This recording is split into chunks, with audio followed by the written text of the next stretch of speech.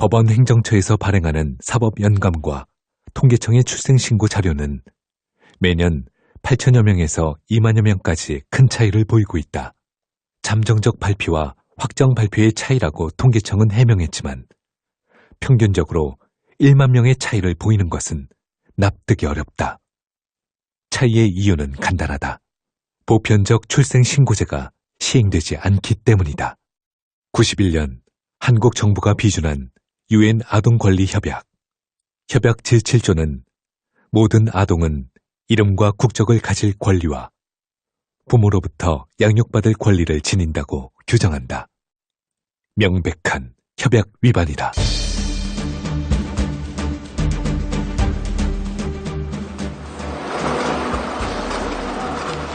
제작진은 다시 대전으로 발걸음을 옮긴다.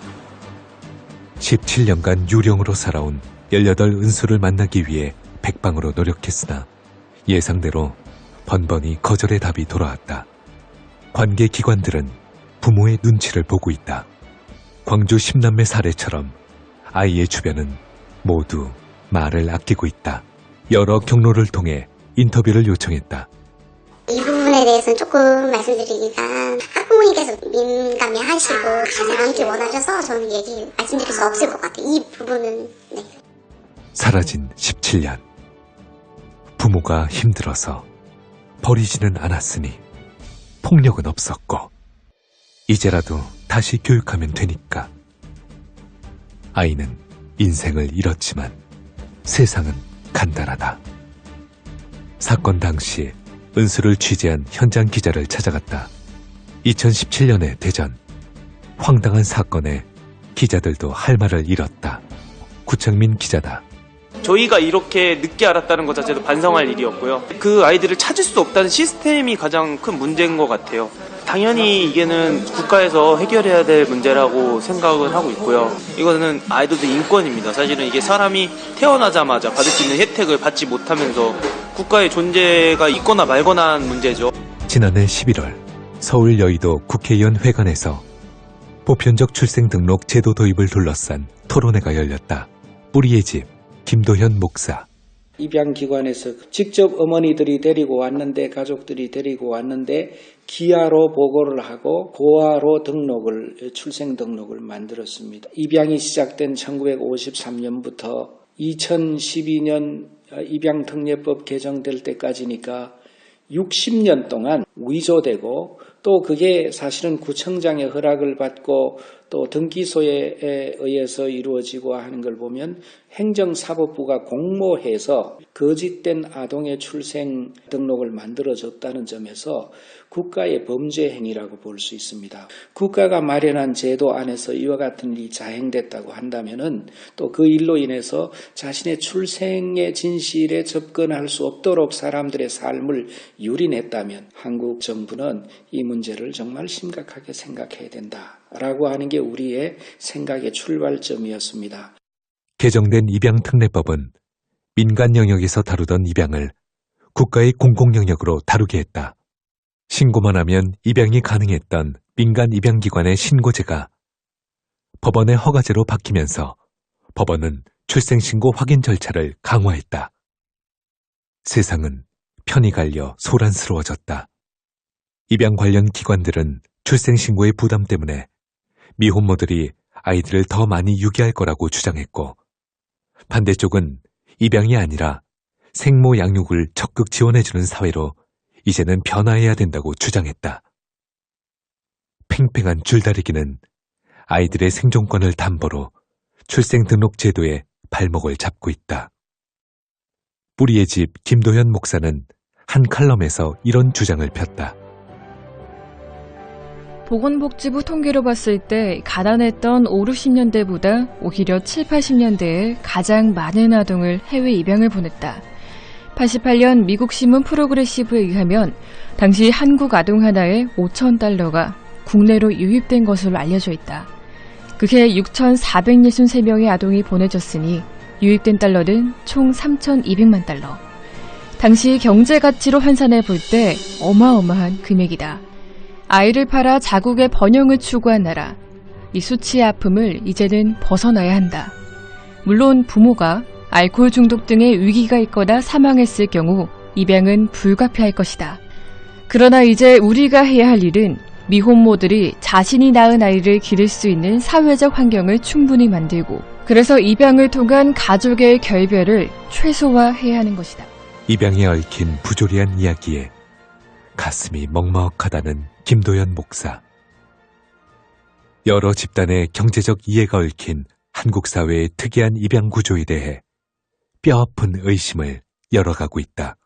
입양이란 아동을 분리한 이후에 일어나는데, 분리한 이후에 사랑으로 보듬는다. 그건 제가 부인하지 않습니다. 입양한 부모들이 아이를 데려다가 얼마나 따뜻한 사랑을 가지고 돌보는가 100% 제가 참 귀하게 생각하지만, 이 아이가 친생모로부터 분리되는 단계에 대한 충분한 고려를 하지 않고 이 입양 자체만을 우리가 귀하게 생각할 수는 없는 거 아니냐. 편이 갈려 얼굴을 붉히는 사이 지금도 매일 버려지는 생명이 있다. 베이비박스 이종락 목사다. 꾸준하게 들어옵니다. 1,406명이 들어왔습니다. 입양특례법 시행하기 전에는 보육원이나 입양기관 앞에 아이를 갖다 놓으면 거기에서 그 모든 단독 호적이 이루어지고 입양이 가능했단 말이에요. 그런데 개정이 일어나서부터는 출생신고가 되지 않는 아이들을 받을 수가 없었습니다. 그러니까 그때 미혼모들은 출생신고를 하면 불이익이 다가오고 집안 망신이고 또 사회적 분위기도 그렇고 어떤 대책을 세워야 되지 않느냐는 그런 생각을 간절히 가지고 있었습니다. 우리나라에 지금 한 생명이 지금 귀하지 않습니까? 생명의 소중함, 생명을 보호하지 않는 나라는 미래가 없고 소망이 없습니다. 이거 재앙이라고 생각하고 있습니다. 이거 참 큰일이에요. 산에서 구덩이를 파고 출산했어요. 혼자서 막 이렇게 몸부림치면서 아이를 출산했는데 아이가 나와서 파묻어가니까 우는 거예요. 아이를 그냥 자기 옷도 벗어가지고 흙 묻은 채로 베이비박스에 데려왔어요. 17살요. 어떤 아이는 막 죽이려고 공중 화장실에서 아이를 죽이려고 목을 막 눌렀는데 안 죽더래요. 짜들고 이렇게 온 아이가 있었고, 어떤 아이는 3층에서 던지고 5층에서 투신자살하려고 할 그 찰나에 친구가 베이비박스 TV에 나오는 걸 보고 그 친구한테 전화해가 그 아이들을 끌어안고 많이 울었죠. 태아의 생명은 이건 지켜져야 됩니다. 국민 없는 나라는 존재하지 않거든요. 편이 갈린 이 문제를 국가가 나서서 해결하라는 주장. 선진국 사례처럼 부모와 함께 병원에 신고 의무를 주라는 국가인권위의 권고에 의료업계는 할 말이 많다. 대한산부인과 의사회 김재현 법제이사. 산모가 직접 신고를 했을 경우에는 그에 대한 법적 책임이 산모가 책임을 짓는 거잖아요. 산부인과에서는 그 아기 아빠가 누군지를 알 수 있는 방법이 전혀 없어요. 허위로 다른 남자를 이름을 댔을 경우에도 그 신고를 한 주체는 산부인과 의료기관이 되는 거예요. 우리나라의 한 해에 친자 감별 소송 건수가 수백 건이에요. 근데 그 얘기가 내 얘기인지 아닌지를 확인하고 만약 그것이 친자가 아닌 경우에 허위로 출생신고서를 하게 된 법률 행위자가 누구가 되는 거예요. 병원이 되는 거잖아요. 정부는 행정기관에서 해야 할 것을 의료기관으로 위탁 유임을 하는 경우잖아요. 행정행위를 왜 민간 의료기관에서 위탁을 해요? 병원의 신고 의무가 부담스럽다는 의료계의 현실.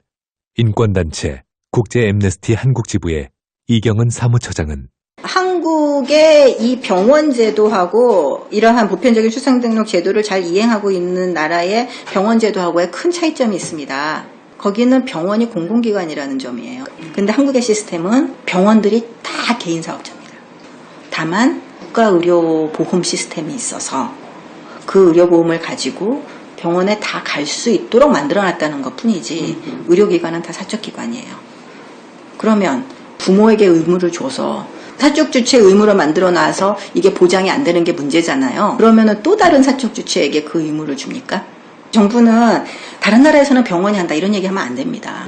다른 나라에서는 공공기관이 한다. 정책의 우선순위와 정책의 중요성은 정부가 스스로 판단하는 겁니다. 그것 때문에 고통받는 사람들을 봐야 되는 거거든요. 미혼모, 미혼부의 이름으로 아이를 키우기도 하고 혼인신고를 하지 않은 채 살아가는 사례도 많아진다. 재혼 가정은 물론 동성 가족도 존재한다. 다양한 결혼 형태로 해석되는 이즘의 서희 속에서 결혼이라는 법적 테두리만으로 출생신고를 허락하는 한국의 출생 등록 시스템은 여러 문제를 야기하고 있다. 여성정책연구원 송효진 박사다. 이제 그런 시대가 된 거죠. 우리가 생각하는 아빠, 엄마, 아들, 딸 있는 4인 가족 비중이 전체 우리 가족 형태의 비중에서 결코 다수가 아니에요. 법률 용어에서도 혼인 중의 출생자, 혼인 외의 출생자 이 말도 없애야 된다. 부모가 법률혼을 했느냐 안 했느냐 여부로 아이한테 왜 이름을 붙이느냐. 예. 법문이 그런 표현 안 하고도 다 인지제도도 있고 다 있어요. 뭐 이제 개헌 논의 때도 보면 동물권에 대한 논의까지 이루어지는 한국의 국가가 제도를 통해서 사람을 소외시키거나 제외되는 그런 상황은 절대 만들면 안 되겠다. 아이들의 뼈아픈 뉴스가 터져나온 뒤 우리의 출생 등록 시스템에 대한 개선 요구도 거세지고 있다. 국민대학교 법과대학 안경희 교수다. 국가가 사생활에 개입하는 건 미니멈이어야지 돼. 최대한이 아니라 최소한으로 그쳐야지 되는데 근데 개입하는데 원칙은 있어야지 된다는 거죠. 요 보호아동. 이거는 달리 판단해야 된다는 거예요. 그러니까 내가 안 키울 수는 있어요. 여러 가지 사정으로. 그러나 제도권 내에 편승돼야 친구가 뭐 초등학교도 가고 중학교도 가고 이럴 때는 국가가 개입해야지. 뭐 강제제도가 됐건 여러 가지 다양한 외국의 입법 예를 봐서 최소한 출생시권을 될 수 있게 애가 태어난 순간 독일의 경우는 어떠할까? 모든 아이의 출생에 대해 국가와 부모가 이중의 책임을 지고 있다. 독일의 실내 출산 제도를 연구한 안경희 교수는 비용을 다 국가가 되는 거예요. 그러니까 상담에서부터 전 과정. 결국 생명권을 보장하는 건 국가의 의무예요. 그리고 우리의 미래거든요. 2013년 8월에 제정된 독일의 실내 출산 제도로 독일의 모든 여성은 자신이 원하면 임신 갈등 상담소에서 익명으로 상담을 받을 수 있다. 이 상담제도라는 게 꼭 임신한 사람들만을 위한 제도는 아니에요. 예를 들면 피임을 어떻게 하는가, 아빠가 되는 것은 무엇인가, 엄마가 되는 것은 무엇인가 상담을 해줘요. 실은 우리도 이게 필요해요. 사전에 교육이 되게 중요해요. 그래서 만약에 불의의 임신을 했을 경우 이런 과정을 거치면 된다. 알려줘야 된다는 거예요. 인포메이션이 굉장히 중요해서 저는 실은 상담 이게 성교육을 포함해서 성교육, 임신, 출산, 기타 등등에 관한 것에 대한 국가의 의무라고 저는 좀 생각하고요. 임신 갈등 상담소 같은 것을 전국적으로 만드는 건 굉장히 필요한 것 같아요. 국가를 믿고 실내 출산을 결정하면 임신부터 출산까지 기록을 숨긴 채 비밀과 안전을 보장받는 사회. 출생 기록에 대한 두려움으로 아이를 유기하는 일도 보기 드문 사회. 이곳에서 해결의 출구를 만날 수 있을까? 이제 독일로 떠나봐야겠다.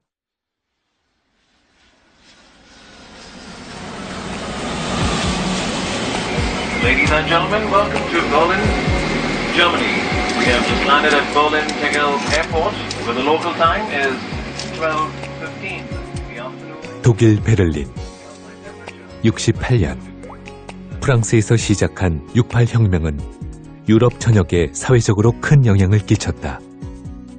진보 정당이 창당되었고 환경, 인권 관련 이슈가 주목받기 시작했으며 특히 여성의 자기 결정권과 성평등 의식이 향상되어 가족 정책에서도 여성의 권리를 존중하는 방향으로 사회가 달라졌다. 올라가 볼까요? Sie wäre richtig, wir wollten zu Dr. Menn. Und zu dem Pastor. Ist er Wie ist Ihr Name bitte? Ja, wir hatten uns schon getroffen. Wir sind aus Südkorea wegen einem Interview. 제작진은 먼저 독일 체렌도르프에 자리한 발드프리데 병원, 베이비박스를 담당하고 있는 게어하르트맨 박사를 찾아갔다. Ja, mein Name ist Dr. Gerhard Menn und ich bin hier Krankenhausseelsorger. 네, 저는 게어하르트맨입니다. 사실 이곳의 베이비박스는 역사가 깊습니다. 중세기 수도원에도 이런 시설이 있었거든요. 아이들을 버리고 가면 종이 울렸죠. 90년대 처음으로 함부르크에 베이비박스가 만들어졌는데 민간에서 만든 거고요. 2009년에 전 세계 공공병원 최초로 이곳에 베이비박스가 만들어졌습니다. 익명 출산을 하느냐, 실외 출산을 하느냐, 입양을 보내느냐, 베이비박스에 놓고 가느냐, 베이비박스도 그 선택 중에 하나인 거죠. 제도를 구축하여 엄마의 선택을 좀 더 다양하게 만들어준다면 더 많은 생명을 살리고 키워낼 수 있지 않을까? 우리는 그 다양한 선택이 궁금해진다. Die vertrauliche Geburt sieht so aus, dass eine Frau, die in einem Schwangerschaftskonflikt ist, zu einer Beratungsstelle geht. 보통의 독일 여성들은 임신 후에 지역에 있는 임신 갈등 상담소에서 상담을 받습니다. 간혹 원치 않는 임신을 한 경우에는 출산에 대한 방법도 상담합니다. 먼저 신뢰 출산제는 말 그대로 국가를 신뢰하고 익명으로 아이를 낳은 뒤 기록을 국가에서 보관하는 겁니다. 아이들은 16살이 되면 그 기록을 보겠다고 청구할 수도 있는데 생모와 아이의 의견을 조율한 뒤 서로 볼지 말지를 결정합니다. 두 번째 익명 출산제는 비밀리에 익명으로 아이를 낳게 해주는 겁니다. 의료비 역시 공공기관이 지불합니다.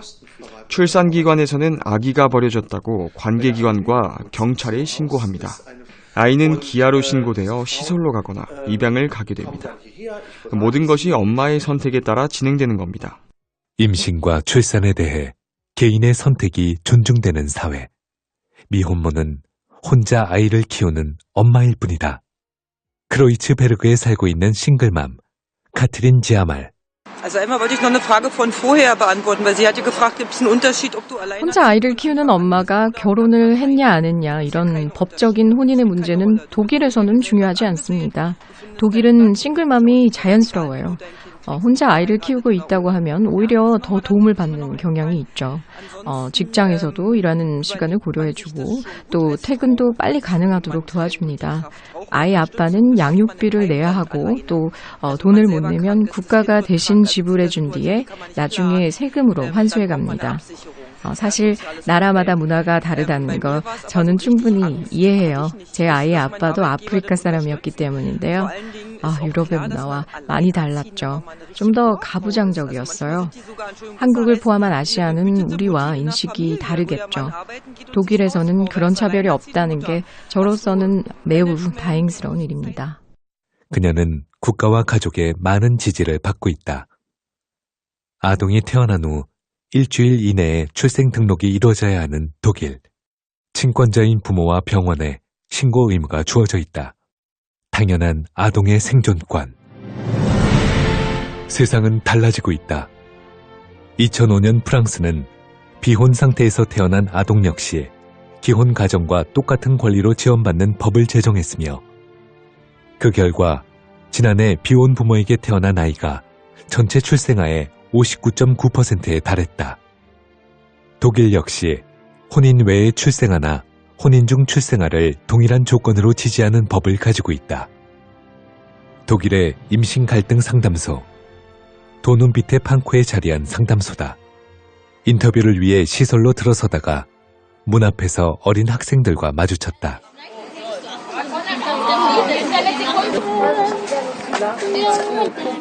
이제 막 10살을 넘겼을까? 임신이 가능한 나이가 되는 남녀의 학생들은 지역의 임신 갈등 상담소를 견학하며 의미 있는 성교육을 받기 시작한다. 임신 갈등 상담소의 소냐와 아네타다.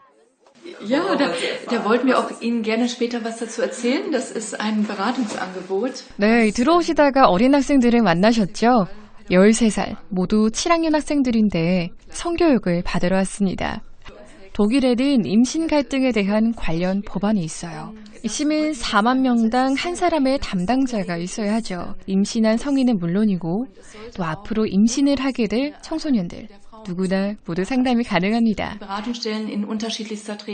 독일에서는 경우에 따라 임신 3개월 안에 낙태가 허락되어 있는데 상담을 했다는 서류가 있어야만 합법적인 낙태가 가능합니다. 특히 청소년들의 피임과 임신, 출산에 대해서도 지속적인 상담을 해주죠. 모든 결정은 본인이 내리게 됩니다. 살아온 역사가 다르니 방법에 대한 선택이 같을 수는 없다. 가치관에 따른 옳고 그름을 섣불리 판단할 수도 없다. 비록 생각은 다를지라도 소중한 생명은 무엇보다 우선돼야 함을 다시 한번 새기며 제작진은 돌아오는 비행기에 몸을 실었다.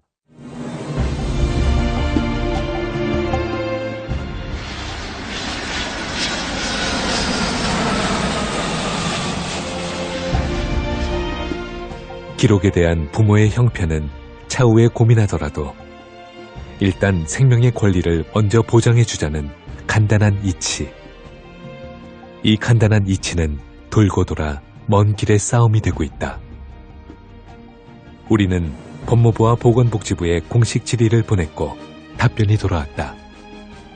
먼저 법무부의 공식 답변이다.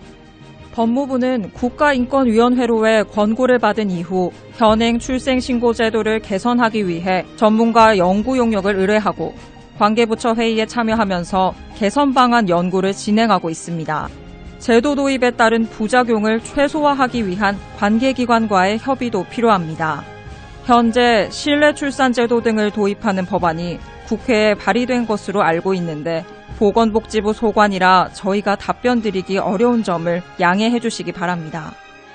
보건복지부의 공식 입장이다.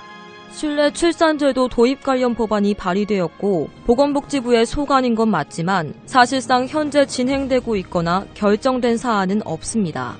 해당 제도가 실행되려면 법무부나 행안부 등과 협의가 필요한 사항이라 저희 부처에서 단독으로 말할 수 있는 부분이 없습니다. 실내 출산 제도에 대해서는 사회적 합의가 필요한 사항이며 현재는 상황을 지켜보며 검토하는 과정입니다. 돌고 돌리는 게임. 넘기고 넘기는 게임. 해결의 실마리는 어디에서 풀릴 것인가? 91년 UN 아동권리협약 당사국이 된 한국. 오스트리아 UN 아동인권협회 르넷 윈터 회장은 First of all, I can say that it is now, after almost 30 years of the Convention on the Rights of the Child, 30년이 넘는 아동인권에 대한 많은 연구가 있었지만 이 모든 것들은 한 가지로 귀결됩니다. 모든 아동은 사람이고 그들도 인권을 갖는다는 거죠. 아이들이 약자라는 이유만으로 도움을 받아서는 안 됩니다. 사람으로 갖는 권리로서 그렇게 보장받아야 하는 겁니다. 보편적 출생 등록의 적용 대상이 특별한 아이들에게만 있다면 그 혜택을 누리지 못하는 아이들은 차별에 직면하게 되죠. 이건 매우 심각합니다. 부모는 아이들이 잘 자랄 수 있도록 돌보고 여러 문제에 대처해야 합니다. 하지만 만약 부모가 그럴 의사가 없다면 정부가 나서야 합니다. 왜냐하면 아이들의 보편적 권리는 아이들의 것이지 부모의 것이 아니기 때문입니다. 보편적 출생 등록 제도가 한국에도 하루빨리 도입되기를 바랍니다. 베이비박스를 연구한 경기대학교 사회복지학과 김영모 교수는 계속 저는 이 문제를 논의할 때는 아동이 중심이 돼야 돼요. 태어나는 순간에 당연히 그 국가에 하나의 국민으로서 신고되는 것은 기본적인 아동의 권리죠. 그거는 정말 누구도 부인할 수 없는 권리예요. 나머지 그런 병원이나 조사원의 부담들은 풀어가면 되는 거고요. 반드시 아동의 입장에서 좀 더 아동에게 적합한 논의가 될 수 있다고 생각합니다. 독일에서 만난 싱글맘 카트린 제아말은 긴 인터뷰가 끝난 뒤 자리를 일어서며 우리에게 질문 하나를 던졌다. deutscher Sicht nach Südkorea blicken, ist es ja gerade industriell, hier so Hightech. 독일에서 비춰지는 한국의 이미지는 하이테크, 또 매우 발전적이고 굉장히 앞서가는 것들이거든요. 그런데 자료에서 보이는 성평등에 관한 자료들은 매우 낮은 수치가 많더라고요. 통역하시는 분께 물어보고 싶어요. 독일로 이민 오셔서 한국 사회도 또 독일 사회도 잘 아시니까 한국에서 여성들의 위치는 어떤가요? 그만큼 평등한 사회에서 살고 있나요? 어떠세요? 그런 한국으로 다시 돌아가고 싶은가요? 우리는 서로를 바라보며 갑자기 말을 잃었다. 편견 없는 사회, 앞서가는 사회, 평등한 사회. 한국은 어떤 사회인가?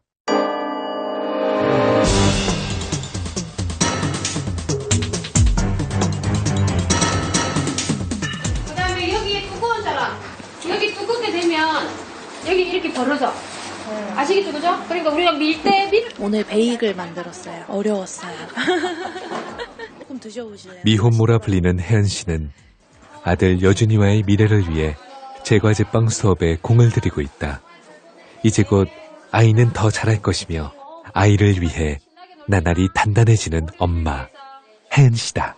일단 첫 번째는 편견. 나에 대한 이 사실을 알았을 때 그 사람들이 나한테 대하는 태도가 변할 거에 대한 두려움, 그런 편견 없이 지낼 수 있으면 제일 조금 뿌듯했던 건 저를 만나면서 미혼모에 대한 인식이 변하는 사람들 있잖아요. 아, 별거 아니구나. 그냥 엄마랑 아들이구나. 라고 하면서 그 사람들 인식 변하는 모습이 저는 제일 뿌듯하더라고요. 집방 수업을 끝내고 한 걸음에 달려간 어린이집.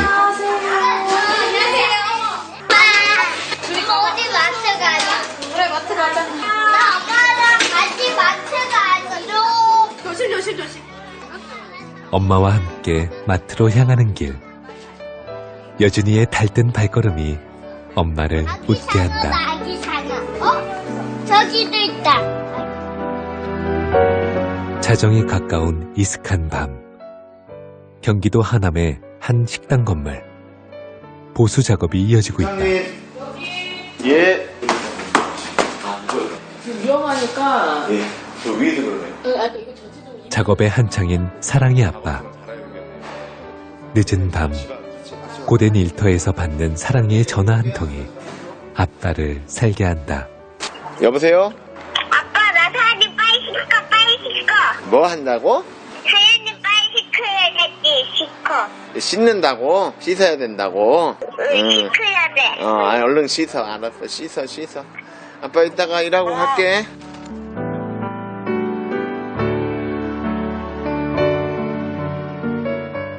여준이 엄마 미혼모 혜은 씨가 세상을 향해 노래로 호소한다. 그렇게 어른이 되었다고 자신아 내가 어제 같은 아이의 손을 꼭 쥐고 가야 할 먼 길. 편견의 아픈 눈물은 세상을 기울게 만들었고 다르지 않은 그들을 다르다고 속닥였다. 피어보지도 못한 어린 꽃들을 기억하는 오늘. 우리의 민낯은 부끄럽고 초라하다. 사회적 횡포가 낳은 은수의 사라진 17년을 기억하며 풀어야 할 숙제는 결코 가볍지 않다. 그러나 할 수 있다고, 해야 한다고 어린 생명들의 맑은 웃음이 우리에게 용기를 건네준다. 사랑해요. 기적이었다면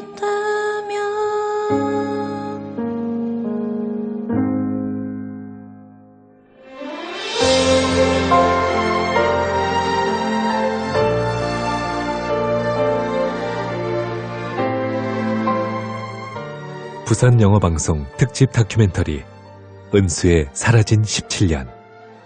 이 프로그램은 방송문화진흥회의 지원을 받아 제작되었음을 알려드립니다. 지금까지 기획 유정임, 구성 및 섭외 김경빈, 자료조사 임수진, 김희원, 이지영, 타이틀 편곡 안영수, 타이틀곡 지도 김성수, 노래 이혜은, 장호식, 조현석, 김현주, 이연주, 김유나, 최민아, 취재협조 이윤주, 해외 자료조사 권순정, 에릭 리, 독일 현지 통역 정옥희, 엔지니어 김벽동, 내레이션 선호재, 청년 PD 최지원, 이현정, 하정민, 조연출 장현준, 이재훈, 연출 및 대본 유정임이었습니다. 프로그램 제작에 협조해주신 관계기관에 특별한 감사를 드립니다.